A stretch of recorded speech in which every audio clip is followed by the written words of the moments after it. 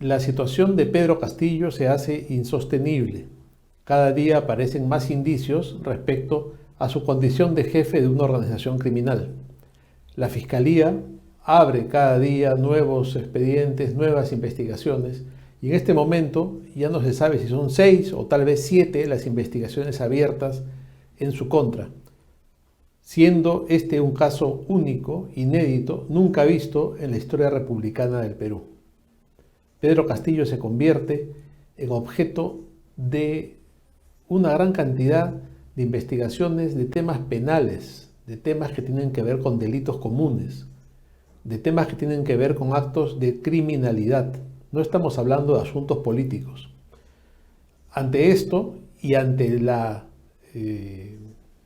idea de la Fiscalía de que hay una organización criminal en Palacio de Gobierno encabezada por Pedro Castillo y de la que es parte su esposa, su cuñada, sus cuñados, sus hermanos y algunas autoridades locales de Cajamarca, como el alcalde de Anguía, aparte de algunos ministros y exministros, el Poder Judicial actuó el día de ayer tomando algunos detenidos y además yendo a Palacio de Gobierno para capturar a Jennifer Paredes, la cuñada, hija putativa de Pedro Castillo.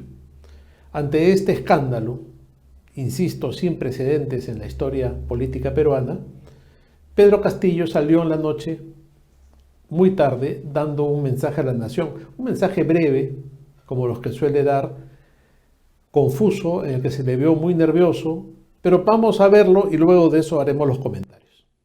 Proceso electoral limpio y transparente, cargo que ejerzo con honor, con responsabilidad y honestidad. Sin embargo, se persiste en desconocer el triunfo del pueblo. Todos los peruanos somos testigos de la continua puesta en marcha de un plan mediático que apunta a tomar el poder de manera ilegal e inconstitucional.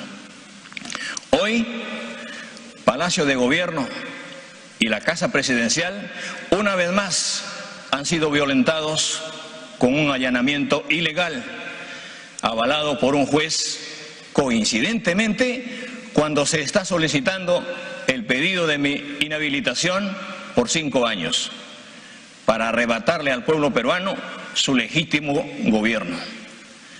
Venimos buscando el diálogo desde hace más de un año. Sin embargo, hemos recibido como respuestas las acciones orientadas a la vacancia presidencial, a la acusación constitucional, la inhabilitación, la suspensión y la renuncia. Quienes hoy buscan quebrantar el orden constitucional y democrático son los mismos que denunciaron un fraude electoral inexistente para desconocer mi elección, recurriendo con tal fin incluso a los organismos internacionales. Coincidentemente, ayer, ante la Subcomisión de Acusaciones Constitucionales, se presentó un informe pidiendo ilegalmente mi inhabilitación. Y hoy, montando un shock mediático, la Fiscalía allana mi domicilio en busca de mi hija, creyendo que con ello van a doblegarme.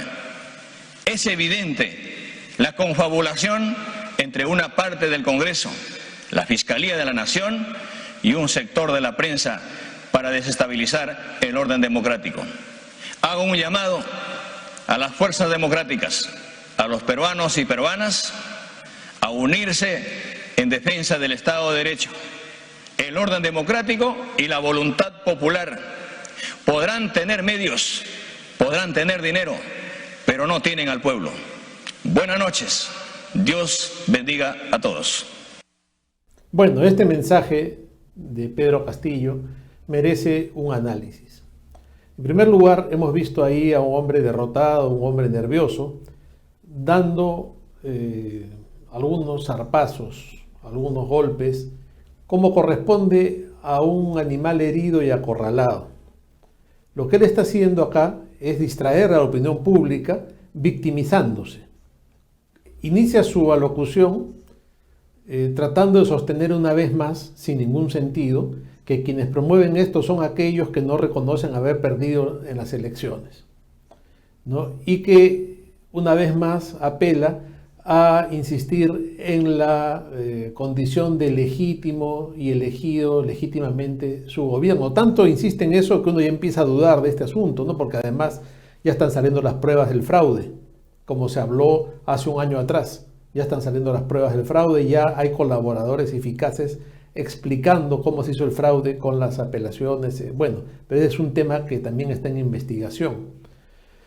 Pero no solamente eso, sino que este señor, en lugar de hablar del tema que está en cuestión, que es un tema de tipo penal, un tema judicial, él se va por el lado político, ¿no? Él no dice, él no explica cómo así no es cabeza de una organización criminal, cómo así él no tiene que ver con los negociados que está investigando en la Fiscalía de la Nación, cómo así él no tiene que ver con las cosas que están en ese expediente que ha trascendido, en el cual él aparece como un cabecilla.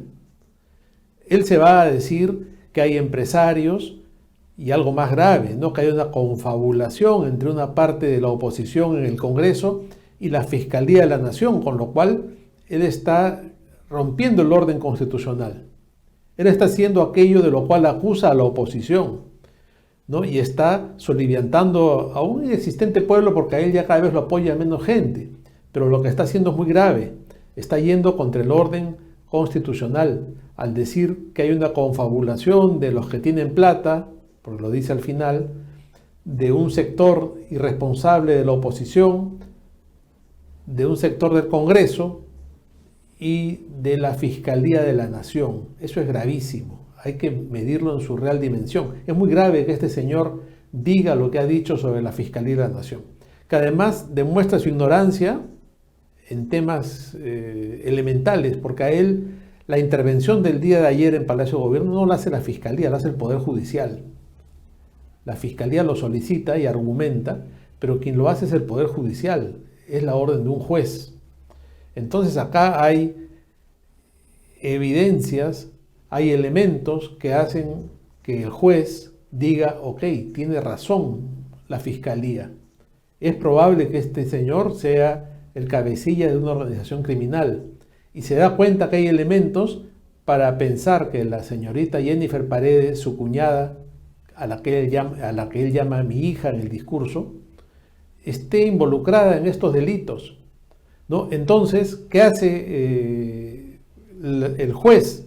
Acepta este pedido de prisión preventiva y entonces capturan en plena vía pública al alcalde de Anguía, que es cómplice de estos delitos, ¿no? Y van tras otros involucrados, ¿no? Los amigos de la señorita Jennifer Paredes.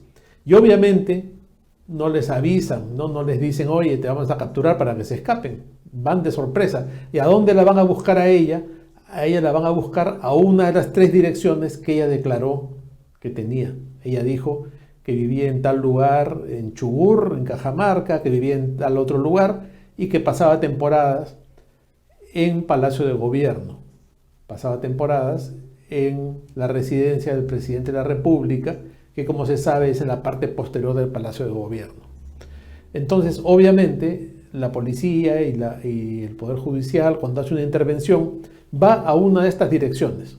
Acá no había ningún abuso porque ella dio esa dirección y la van a buscar. Es probable que la hayan estado siguiendo y que sepan que estaba ahí adentro, lo cual sería un delito mucho más grave, ¿no? Entonces, este hombre, Pedro Castillo, que se da cuenta que se empieza a desmoronar todo y que se da cuenta que sus delitos son cada vez más evidentes y que la gente ya no se cree este cuento del pobrecito y que es un hombre salido del pueblo y que él requiere que lo apoyen porque hay grandes poderes económicos y políticos que no aceptan su derrota y que él va a imponer la justicia social. Él es un delincuente, vamos a llamar las cosas por su nombre, es un delincuente, un sinvergüenza, un caradura, apoyado por diversas bandas internacionales de delincuentes y del narcotráfico. Esa es la verdad. Y entonces él se siente muy poderoso y él no va a salir tan fácilmente, porque sabe que si sale de Palacio por las buenas, por la ley, va a ir a la cárcel. Su destino es la cárcel. Él no tiene otro destino porque si él sale, sale por delincuente. Y entonces Él no va a patear el tablero, él ya lo pateó con este discurso. Él ya puso en tela de juicio la integridad de la Fiscalía de la Nación.